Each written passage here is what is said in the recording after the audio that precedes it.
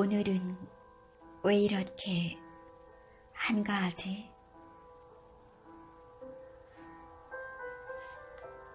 세상 나들이 구양근.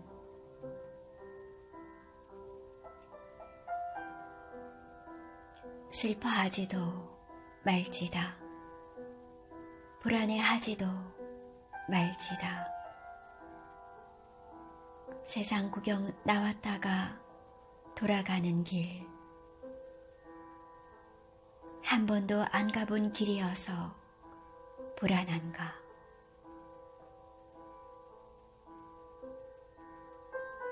어느 길은 가본 길이었나. 어차피 모두 처음 가보는 길. 어차피 다 새로운 길이라면 처음 길은 기쁘고 가슴 두근거리는 길이 아니던가. 어느 길이나 다 좋으니 길이 나오면 그 길로 가면 되나니. 솔바람 불면 더 좋고 한이바람 불어도 더 좋고.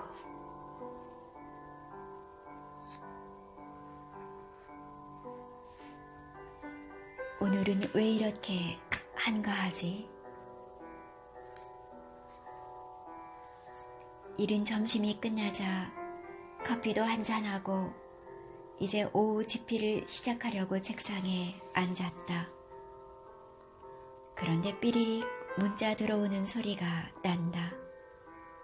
뭘까 하고 핸드폰을 열어보니 아뿔싸. 내 머리가 띵 하더니 갑자기 멍해져 버리고 말았다. 보고 Y님께서 오늘 11시에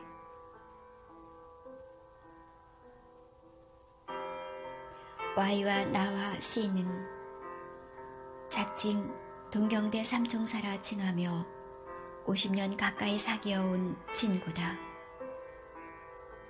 그때 동경대학은 유학생회가 없었다. 일본은 복잡한 곳이기 때문에 유학생회를 갖지 않은 것이 상책이라고 모두 무언의 합의를 보고 있던 때였다. 국내의 살벌한 군사독재 정부에 호응하기도 그렇고 일본의 조총련에 호의를 보내기도 그렇고 해서 아주 몸을 사려야 하는 곳이 일본이었다. 그때 민다는 없는 것이나 마찬가지여서 학교도 조총련은 대학교에서 중고등학교, 초등학교까지 전국에 80여 개가 넘었는데 민단의 학교는 겨우 초등학교만 동경과 오사카에 하나씩이 있을 뿐이었다. 그때 한국의 대표격인 어용신문의 특파원으로 일본에 파견 나와 있으면서 유학생회도 적을 걸고 있던 H가 유학생회를 조직하자고 서두르고 다녔다. 우리 유학생들은 모두 경계하는 눈초리로 그를 주시하였다. 아니나 다를까 아주 이상한 어용적인 회를 조직하려는 것이 확실시 되었다. 발기 준비 모임부터 정부 측 인사를 데리고 나와서 치사를 하게 하는가 하면 자금줄 설명도 엄격한 데가 전혀 없었다. 유학생들은 조용한 거부 반응을 보이기 시작하다가 그 움직임이 표출되기 시작하였다.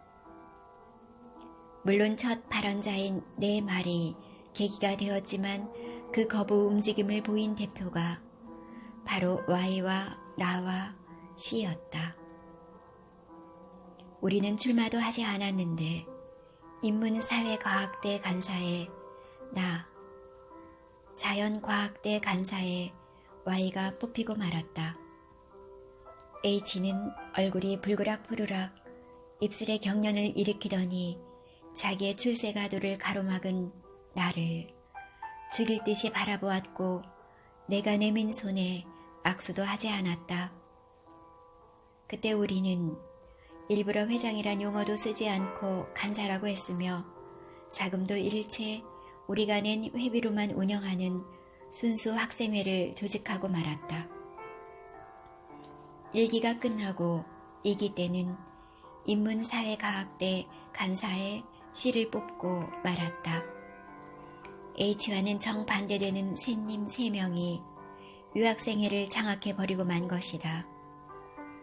그 뒤로 H는 군사정권에 아부하여 장관도 하고 한국의 언론 통폐합을 주도하여 한국의 자유 언론을 완전히 봉쇄해버리고 마는 악역의 주인공이 되었다. 그때부터 Y와 나와 C는 단짝 친구가 되었고 귀국하여서는 Y는 건대교수로 나는 성신여대, C는 성대에 봉직하면서 한 달에 한 번씩 번갈아 가며 식사를 초대하여 옛날 학창시절로 돌아가 낄낄대고 웃고 남의 흉을 보면서 스트레스를 해소하곤 하였다. 세상에서 제일 재미진 일이 뒷담화하는 일이다. 그런데 알고 보니 뒷담화는 세계 공통이었다.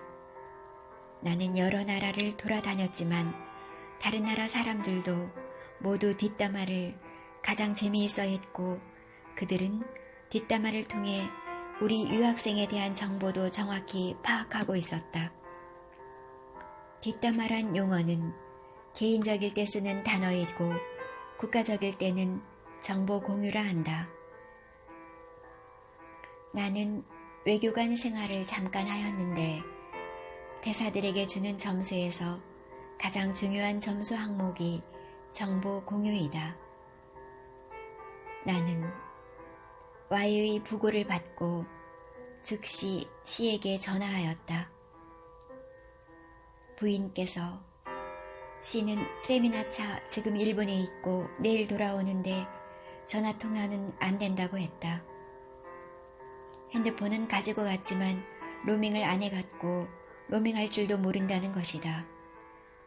하기야 C는 핸드폰도 없다가 내 등살에 못 이겨 겨우 1, 2년 전에 핸드폰을 샀지만 전화하면 언제나 받지 않는다.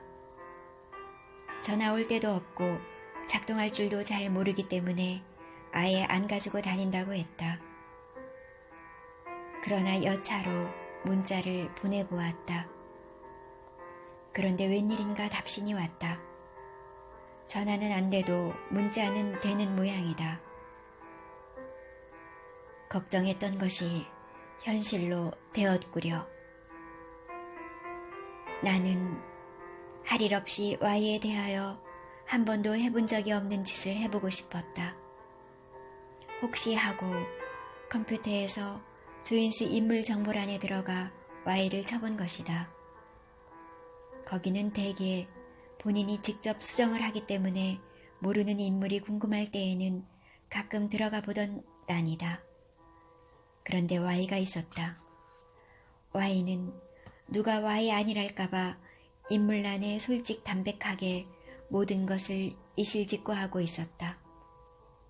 시력, 좌우 0.7, 주량, 맥주 3병, 흡연량, 하루 2갑. 그런데 더 내 눈을 번쩍 띄게 한 것은 교우란이었다. 대개 교우란은 안 적는 것이 상례이다. 왜냐하면 특정 친구 이름을 써놓으면 다른 친구들이 볼 때 아, 나는 친구로도 생각하지 않고 있었구나 할까 봐서이다. 그런데 Y는 자신만만하게 친구를 적어 넣었는데 나와 C, 달랑 2사람만 적어 놓았다. 그래도 나를 가장 친한 친구로 생각하고 있었구나 하는 것을 생각하니 더 가슴 저리게 아파왔다. 나는 혼자 검정 양복에 검정 넥타이를 메고 집을 나섰다. 서두를 필요는 전혀 없다. 아직 염도 안 했을 시간이고 영정 사진이나 빼왔는지 모를 일이다. 전철을 3호선에서 7호선으로 갈아타기 위해서 고속버스 터미널에서 내렸다. 통로에는 의복, 가방, 신발들을 파는 세일 가게들이 즐비했다. 나는 해찰하면서 이것저것 보고 두리번거리며 일부러 시간을 보내고 있었다. 그런데 나는 내 의지와는 상관없이 정처 없이 어딘가를 걸어가고 있는 자신을 발견하였다. 내가 오늘 왜 이렇게 한가하지? 맞아, 그 일 때문이지. 아차 하는 사이에 나는 잠깐 정신을 놓고 있었다. 내가 이래서는 안 되는데 휘청하는 몸을 가누고 발바닥에 힘을 주었다. 장례식장에 들어서니 역시 내가 첫 손님이다.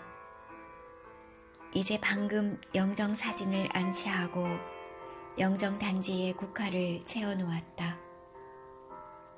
Y의 아들과 그의 꼬마 아들이 영정을 지키고 있다. 단지에서 국화 한 송이를 뽑아 들고 Y에게 큰절을 하고 Y의 아들과 그의 꼬마 아들에게도 큰절을 하였다. 조금 있으니 우리와 같이 유학했던 Y의 부인이 초췌한 검정 상복을 갈아입고 나타난다. 복싹 늙은 할머니가 아닌가.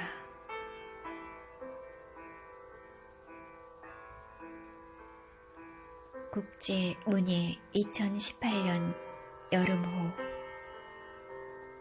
구양근 씀